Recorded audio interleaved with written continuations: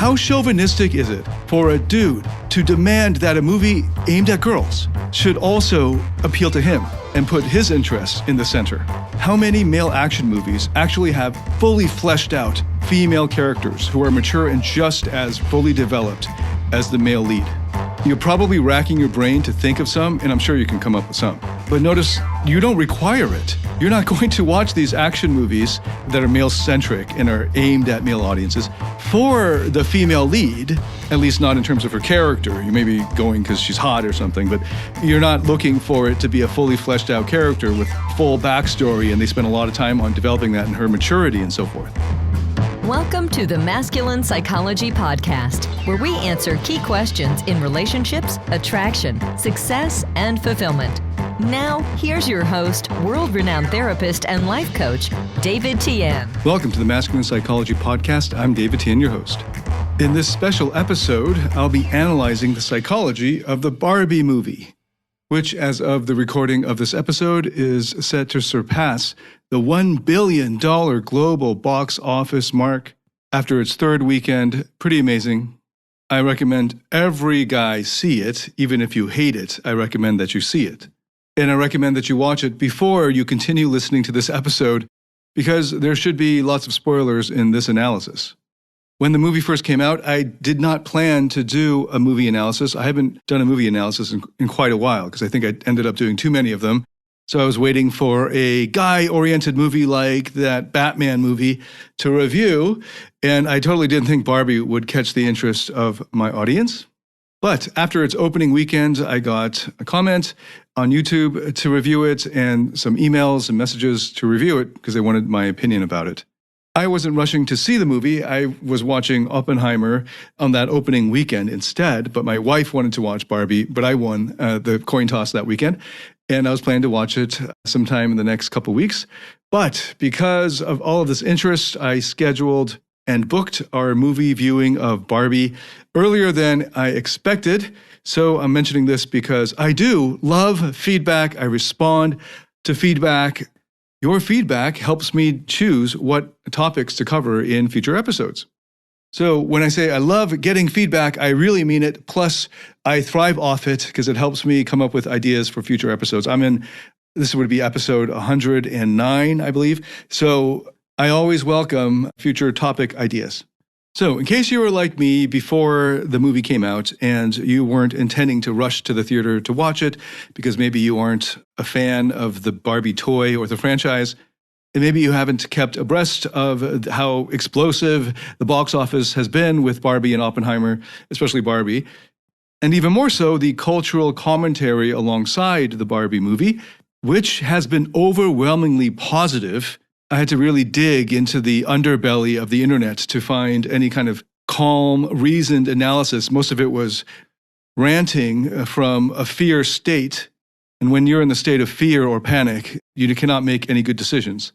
And that's how most of the negative commentary struck me. But I did find a couple of really important points. And I promise you that if you attend to this episode and then watch the movie, or actually I recommend that you watch the movie and then listen to this commentary, and then maybe watch the movie again, perhaps seeing it in a new, more insightful light.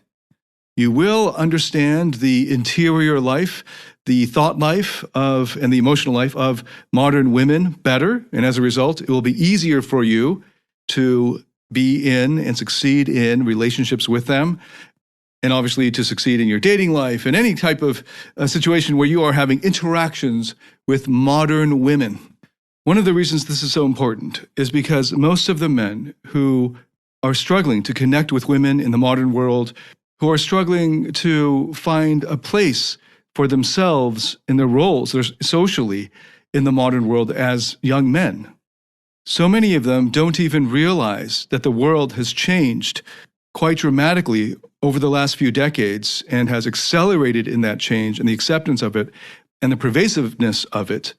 And instead, they keep holding on to this wish that they could turn back time, back to basically the 1950s in the West, where women would kind of know their place and automatically respect men who are successful or just men in general. So these men are really lost, and they don't know why they're lost. and they don't even have the vulnerability or awareness to recognize that they're lost.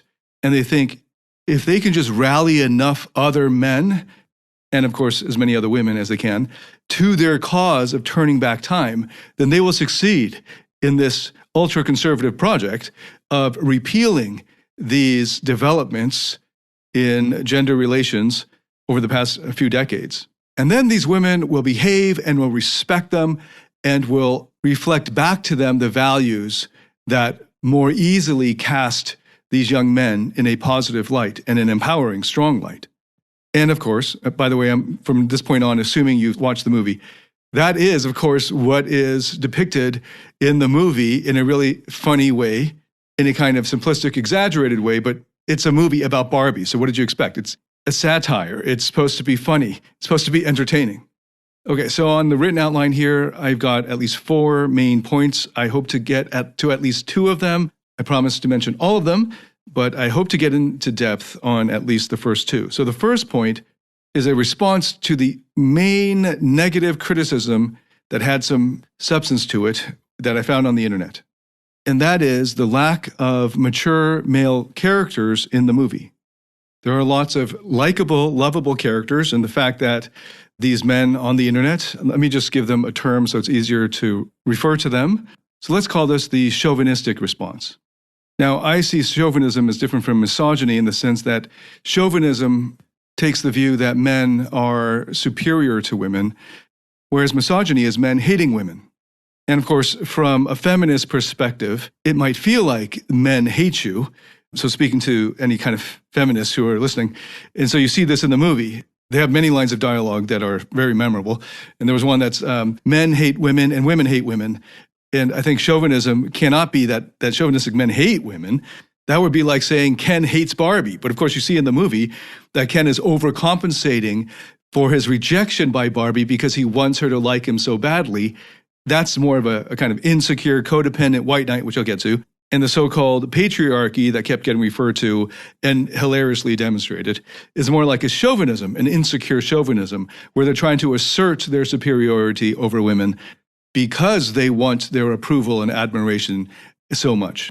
Okay, so I'll call this in a very inexact way the chauvinistic male response, which was that there weren't any mature male characters in the movie, and then they hated on, they looked down on, they were ashamed of and embarrassed by the portrayals of Ken and the other Kens, well, the Ryan Gosling Ken and the Simu Liu Ken and the other Kens, and they looked down on them as pathetic losers, which obviously really just reflects their own self-hatred and their own toxic shame of themselves, because in fact, they are in that position in their realities.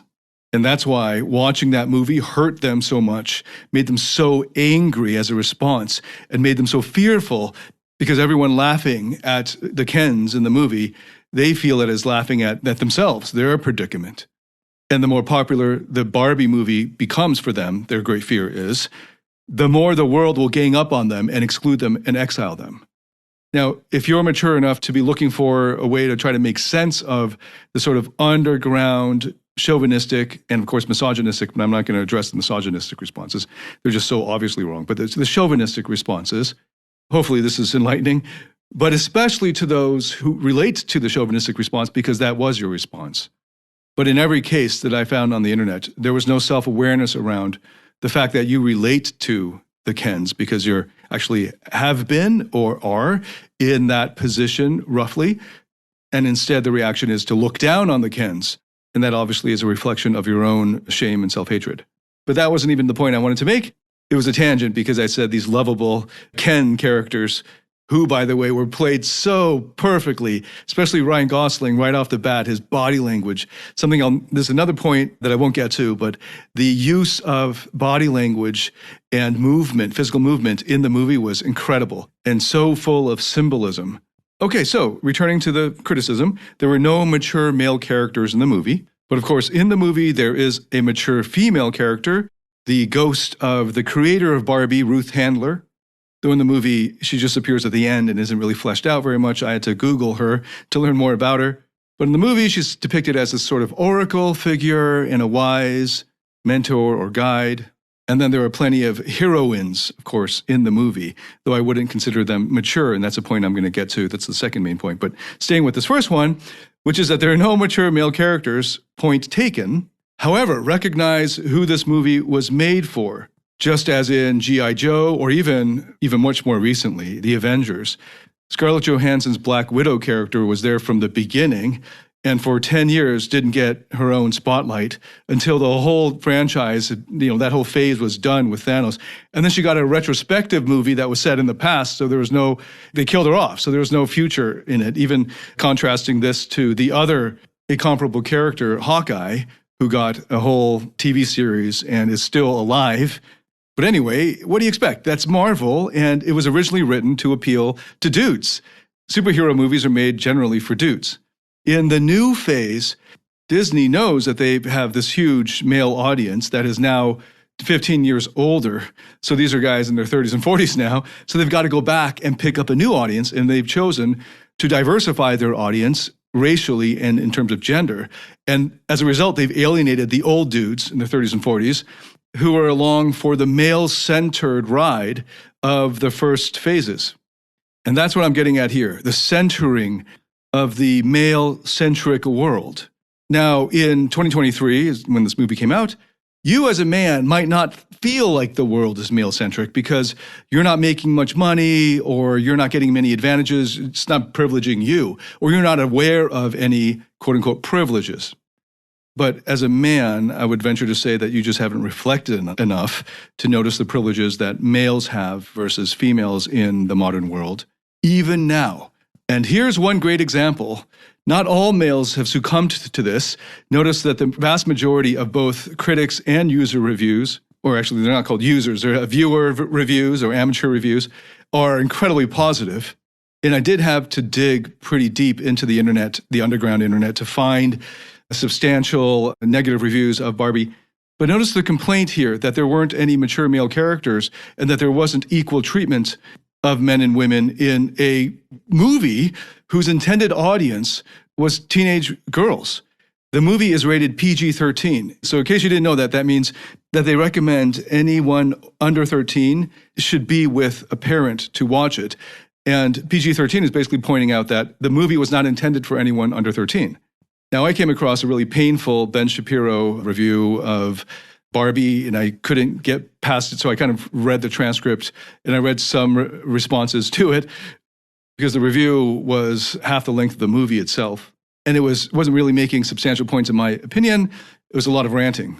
But one of the rants that he made was that this movie was intended for 7-year-old girls, and it was clearly not appropriate for them. And I agree it's not appropriate for 7-year-old girls, and it wasn't meant to be because the movie is rated PG-13.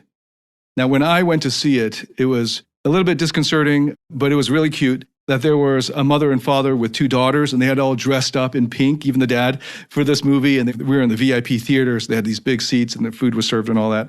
And then the first scene, this clever callback to 2001 Space Odyssey, was kind of violent and shocking, and it's satire, and it was hilarious. But it went over, I'm sure it went over their heads. And then I kept hearing, at various points in the movie, the little girl in the row in front of us asking her dad, "Why is he crying? Why is she crying?" She didn't get it. And of course she doesn't. This is actually a really clever and multi-layered, mature movie, even more so than the Pixar movies, which have a lot of humor that are aimed at adult audiences, the parents that are watching with the kids. Okay, so I feel a little sorry for the parents who are going to have to explain to their 7, 8-year-old daughters what this movie was about. But the rating should have told you it was not intended for people under 13. Now, I just said people, but it was actually aimed at girls. Now, how chauvinistic is it for a dude to demand that a movie aimed at girls should also appeal to him and put his interests in the center? How many male action movies actually have fully fleshed out female characters who are mature and just as fully developed as the male lead? You're probably racking your brain to think of some, and I'm sure you can come up with some. But notice, you don't require it.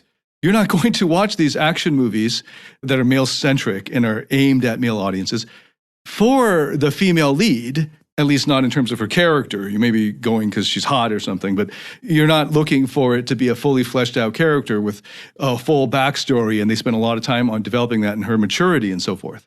And by the way, hopefully you're not weighed down by too much toxic shame, that you can appreciate the character arc of Ryan Gosling's character, the Ken character, in the movie, which was incredible and is the kind of character arc I see in guys I work with all the time. Of course, you're just seeing the beginning of his journey into a more mature masculinity, but his development was beautiful and beautifully depicted by Ryan Gosling. Now, it's really hard for men who feel like they're beaten down, who are struggling to succeed in the dating world, to appreciate how the modern world, and especially even the world 30 years ago and earlier, was male-centric. So much so that I have only in the past couple of years recognized how male-centric my reality was. It really came home to me in my writing group, in which I am working on a book of my own. And in presenting drafts of my book, the feedback, both from the leader of the group and especially from some of the women in the group, was that the women characters in my book were sort of stereotypically described or only superficially described and weren't fully fleshed out. They were sort of like placeholders, like mannequins, like I was mentioning them and writing about them to set up my own personal growth, which of course was the main thread of the book. And practically speaking, part of the challenge was maintaining their anonymity, so I had to remove any identifying details. So it kept it at a high level of generality. I should have, as I am doing now, fleshing out these women characters with more detailed descriptions and backstory while changing any identifying details. But it was sort of a shock to me that I thought it would be okay to write these women characters at this level of generality.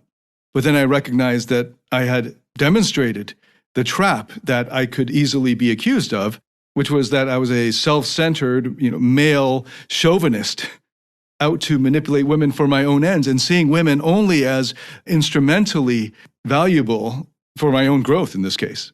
All of these women have their own stories, and I don't get to write them out completely, obviously, because it's my story.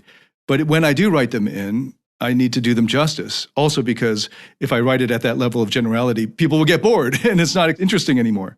And then there's another member of the writing group whose book is coming out, I believe, next year. I already pre-ordered this, but the date is not clear. And this is the book, I'm going to recommend it right now, Chelsea Gooden's. That is Chelsea with a Y at the end, and then Gooden, good, A-N. And the book title is Underestimated, The Wisdom and Power of Teenage Girls. I reviewed an early draft of it and was so moved just by that draft that at least in a couple of places in this book, I broke down in tears because it so beautifully depicted the inner lives of many teenage girls. And my goddaughter that I've shared about when she was 2 years old and how she saved me from the brink of suicide and was the first person that I consciously recognized that I loved unconditionally. She's now entering her teenage years and has unfortunately undergone some unavoidably horrific tragedies. And I recognized that underneath her calm exterior was this cauldron of conflicting emotions bubbling under there that she wasn't letting out. And reading that book, Underestimated, helped me to have a window into what might be under there and allowed me a greater empathy and, of course, a greater understanding, so it makes it easier to form a connection. Now, I know that a lot of my audience has no connection with teenage girls and probably doesn't have a teenage daughter. But if you don't understand teenage girls, you're not going to understand young women because young women came out of being teenage girls. Now, when I was learning pickup like 15 years ago, I immersed myself in what was then called derogatorily in the pickup world, chick crack. And this meant that, I was a Ph.D. level researcher and professor, right? So when I approached research, I knew how to do research. So I got piles and piles of books and magazines, and I watched every episode of like Sex and the City. I read 50 Shades of Grey. Some of it was hard to get into and keep my attention and all that. But I read it as a way, and I got into erotica intended for female audiences and trying to see it from the female eye. And I learned a ton from that. And I recognized that most guys haven't even done that level of analysis, and that's mostly aimed at sort of a more superficial sexual level. But I've noticed that my wife is watching the new episodes of the new seasons that are coming out of Sex and the City. Yes, they have come out with new episodes. And I recommend to any guy who's trying to understand women, because if you feel like women don't understand you, very likely because you don't understand women. In addition, of course, to not understanding yourself. But at least try to understand the interior life of the women that you are interacting with the majority of the time. Now, you might find what they believe in their lifestyle and their emotional life appalling. And if you do, well, this is one of the main reasons you're not able to connect with them. And I feel sorry if you end up having a daughter because she's going to have a hell of a time with you. And probably to get along with you, she's just going to have to hide parts of herself because those parts are there. But if you don't accept them, she'll just hide them. Or she will just flat out rebel it to your face. And then, of course, you're going to be like those bitter men and never grow. You're going to get stuck because you're going to think that your problem is that the world isn't going according to your preferences and you are not adapting. You will get evolved out because you want to turn back time. So I thought of a way in for some of my audience. And I know a big part of my audience is a minority race in their culture. I am Asian. I don't know if you picked up on that. And I was raised in Canada, and then I went to the States for my Ph.D. I also lived there for 4 years as the first place we immigrated to from Taiwan. And right up until the middle of my undergrad years, I was a small minority of Asians in any classroom. I was used to being one out of only maybe 2 or 3 other Asians in a classroom of like 25 to 30 kids. Now, I'm pointing this out because if you grew up as a minority race, you know what it's like to be in a world in which your perspective is not centered. And it's so hard, right, to explain to your, most of these cases, I'm talking about Western countries, so it'd be white friends, how you feel in these situations. I remember in the 80s and 90s when using chopsticks was like something that would induce giggling. Like these Westerners were trying to use chopsticks and seeing them as these really exotic things that this is so illogical. Why would anyone do this? Ha ha ha, this is so stupid. But okay, we're going to do our Japanese night and the same with sushi, right? Ew, gross, raw fish, slimy, whatever, right? Now I can say this now in 2023 because in all the cosmopolitan cities, I see white people using chopsticks perfectly fine, and they don't make a big deal out of it at all. And in the big cities that I venture to in the West, I've seen Westerners apologize that their chopstick skills aren't up to snuff, and then they ask for a fork or something. And of course, the explosion of popularity of sushi, it helped that these sushi restaurants catered to Western tastes and developed whole menus full of rolls, which you won't find in Japan. But I call this progress because now, decades later after my childhood, in these examples here, the use of chopsticks and sushi are more in the center of mainstream society.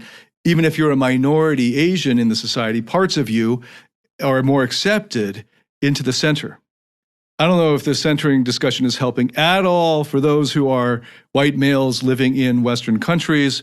It's so hard to see the unconscious privileges that you've gotten, because our human bias is to focus on the problems, and you probably can't see any of these advantages that you've gotten, or the fact that your perspective as a Westerner is centered in Western countries. Here's an easy example. When you go to Japan, all the street signs, everything's in Japanese. That makes sense, that Japan would center the Japanese perspective in Japan. No duh, right? Part of this controversy that you could see right now with the Barbie movie is that there are all these males who are complaining that this Barbie movie, made and intended for, aimed at teenage girls, is not centering the male perspective. And that's like a white person watching a Chinese movie and saying there aren't enough white people in it. Or as you could level against the movies produced by mainland China, the big hits right now, like Wolf Warrior, where they're clearly centering the communist Chinese perspective and decentering the American hero perspective. That, by the way, Top Gun centers the jingoism of the American military against the faceless foreign bad guys. No matter their physical strength, for many men, emotions are too much for them to handle. It's why they can't give women the deeper levels of emotional intimacy and connection that they crave. It's why they fail to be the man that modern women desire most. A man with inner strength. a man who has mastered his emotions.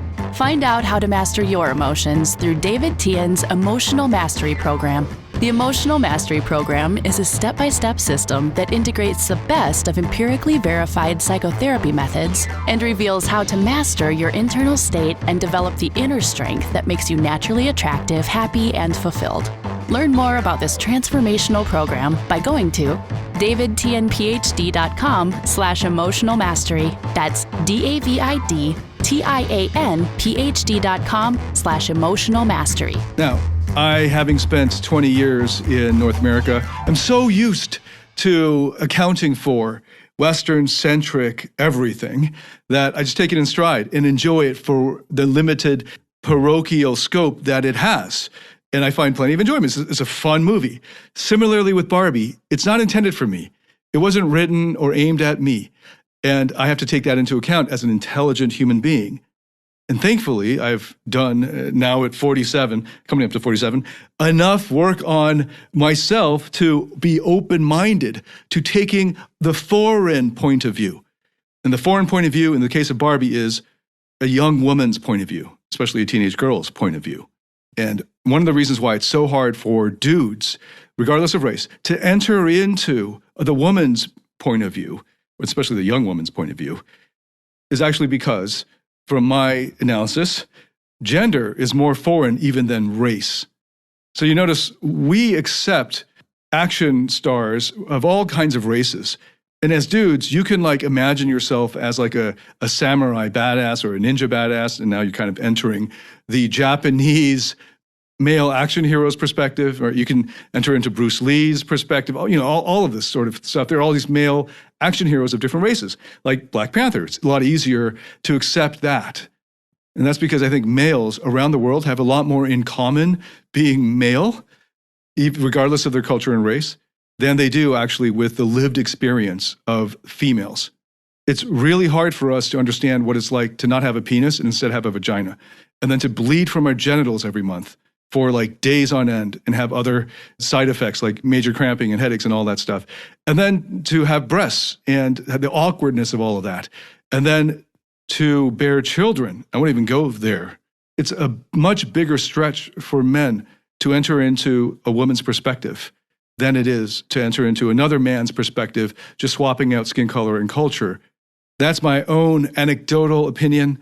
I don't think anyone's done rigorous research on this yet, and feel free to disagree with me. I don't have a big bone to pick here. I'm just throwing this out as a hypothesis to explain the much greater animosity against women-centric TV shows like She-Hulk and movies like Barbie versus the relatively easy acceptance of watching an all-Chinese kung fu movie with an all-Chinese cast and totally in Chinese, or watching a Japanese samurai movie with lots of action and all the characters are Japanese, it's in Japanese, it's aimed at Japanese audiences. It's so much easier for us dudes to enter into that world and get into it than it is for us to enjoy a movie intended for our sisters. Like somebody as close to you as it gets genetically, but has a completely different body and lived experience.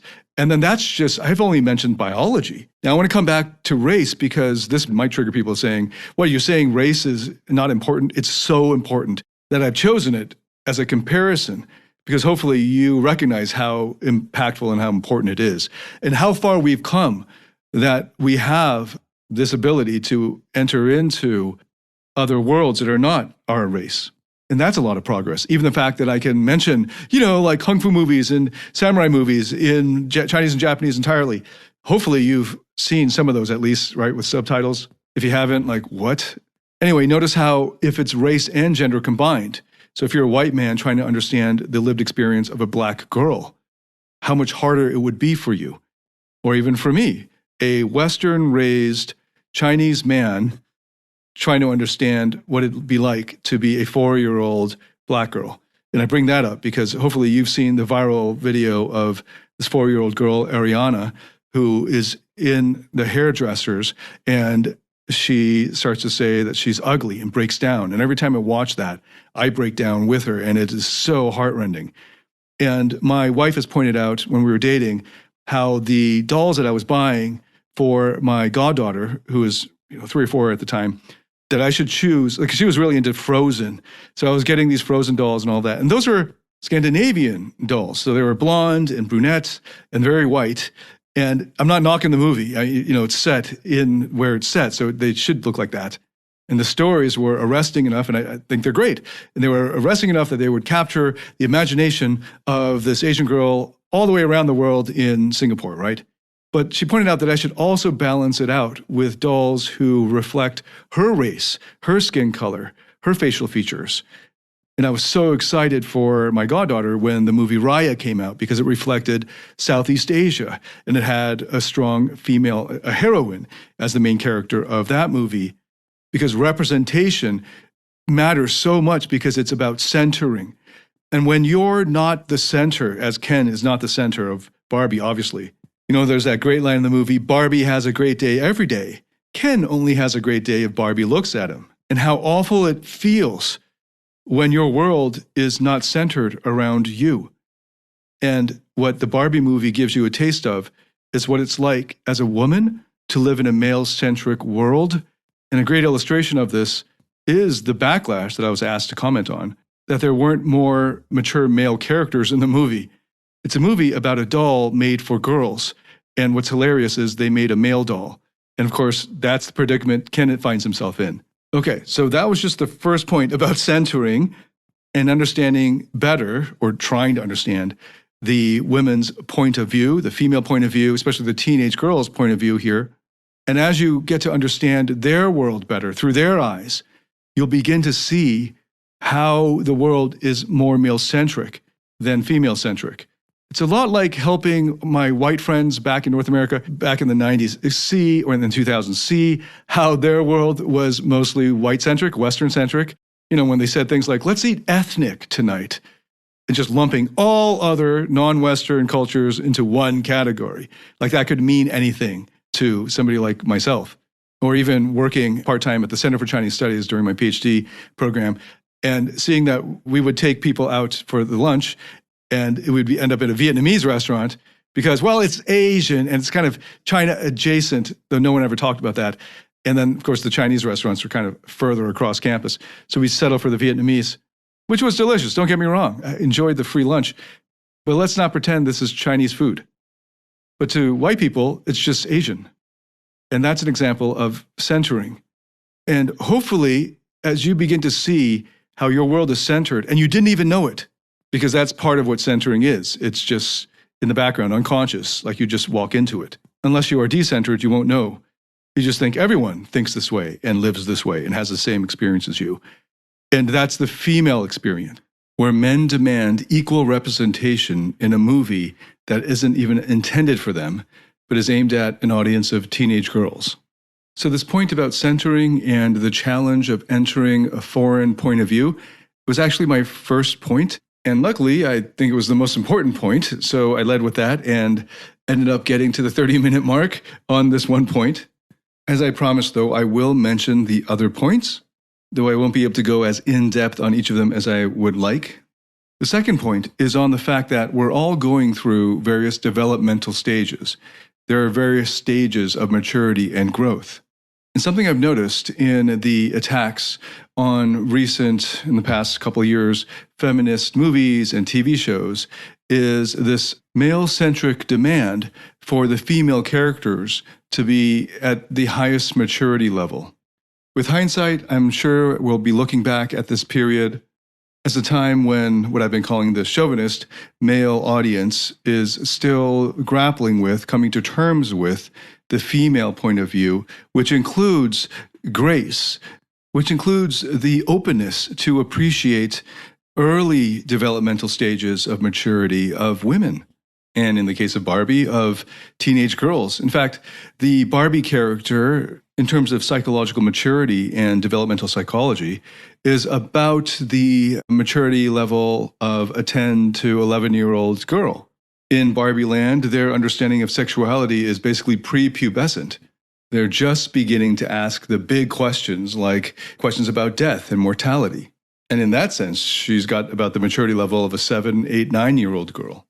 And that's to be expected because it's a movie in which Barbie dolls have come to life. or rather in a plot point that was never explained, especially how this board of executives know about this, why there is a Barbie land and how it's tied through some interdimensional portal and all of that. But hey, whatever, it's a movie about Barbie dolls. So this appreciation of an earlier developmental stage for the woman is similar to the public's appreciation, or at least in Western audiences, in the 80s of action heroes that were supposed to be tough and impervious and never bleed and hardly show any weaknesses, and they just power through everybody, and they're kind of cold, silent type. Unapproachable, unrelatable, no vulnerability, right? And then it evolves into a much more nuanced and realistic, but also a much more compelling action hero, beginning around the time of Bruce Willis's depiction of the action hero in that first Die Hard movie, where he is an earlier developmental stage with lots of character flaws and failings and messes up plenty of times. It's like we had to go through like 2 decades of impervious, kind of almost inhuman, if you think about Terminator, inhuman action heroes, especially in the 80s, until the public was ready to fully embrace this sort of imperfect action hero who is immature and is growing through the process of the movie and in the sequels and so on. And we're growing along with him, and we're watching that. I saw this especially in the male-centric reviews of the She-Hulk TV series, where they attack the moral character of the heroine, not allowing her the room to grow and develop and become more mature. And of course, one of the main reasons for this, other than the fact that they can't enter into this very foreign point of view of the woman, the other major reason is their fear.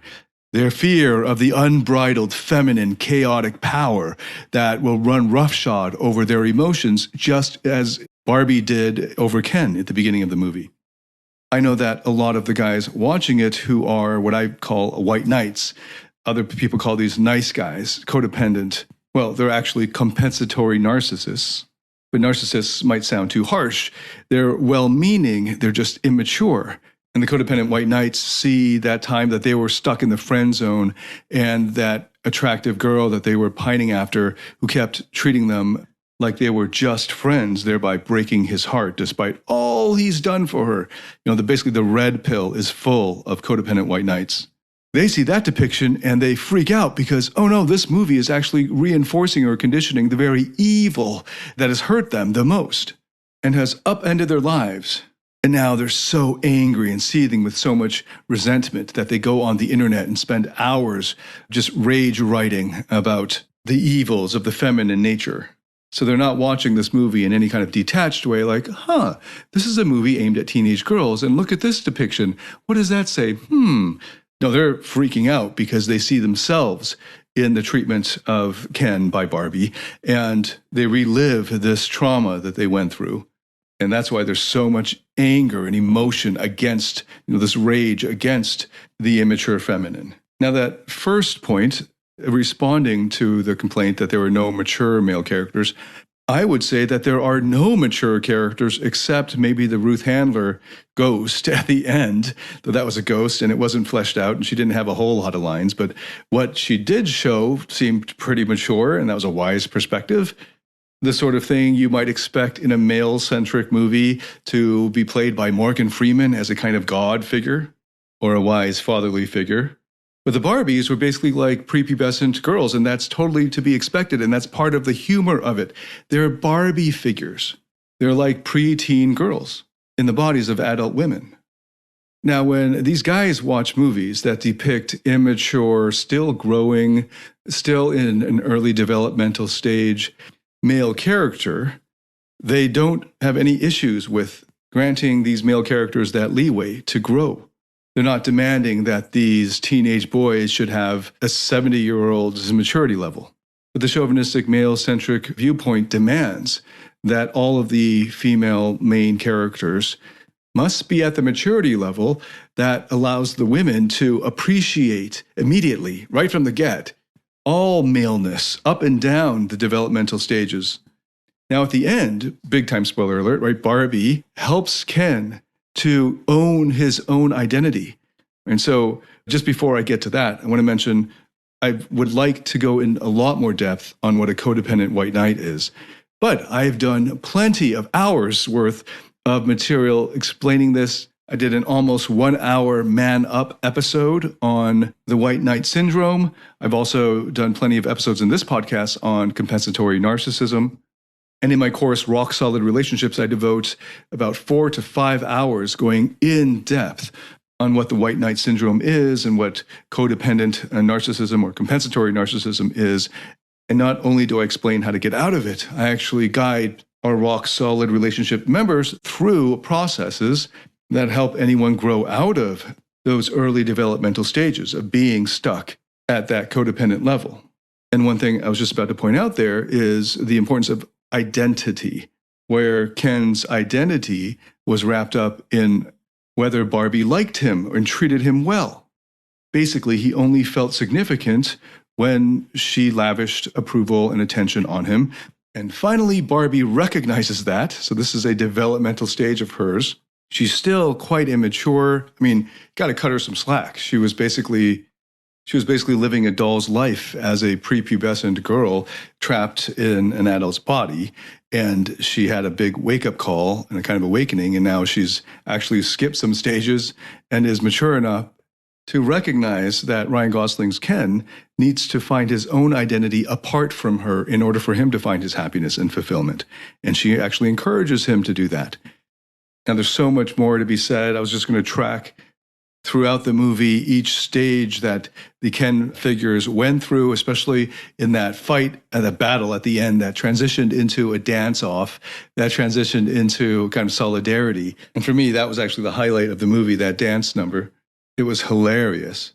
And I want to point out that even the human characters, the teenage daughter and then the adult mother, are also still in these middle developmental stages, not where Ruth Handler's character seemed to be anyway, based on the little that we saw of her. But those human characters were also coming into their own and grappling with the various identity challenges in their lives. They're all on their own character arc, their own hero's journey, and we're just seeing the middle of it.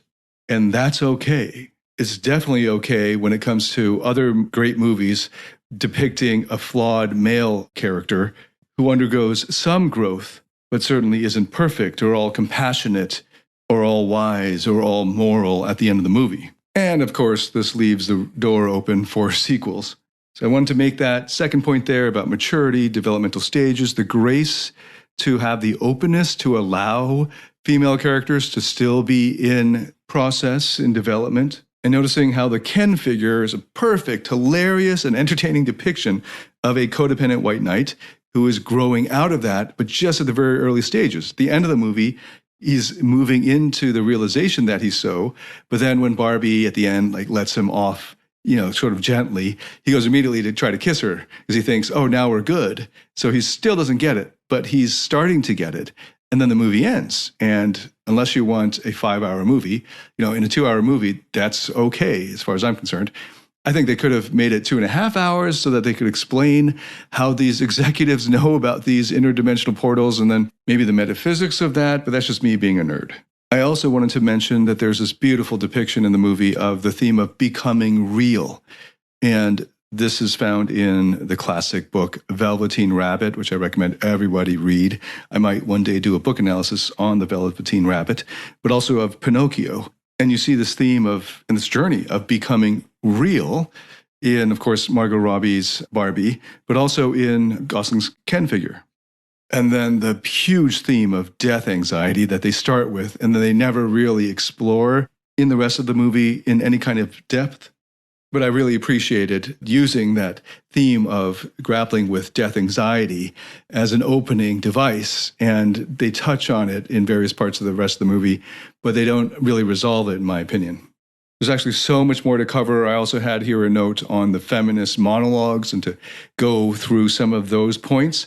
But I'm going to try to keep this to a reasonable length. And I'm glad I spent most of the time on that first point. So To recap, that first main point was responding to the complaint that there were no mature male characters.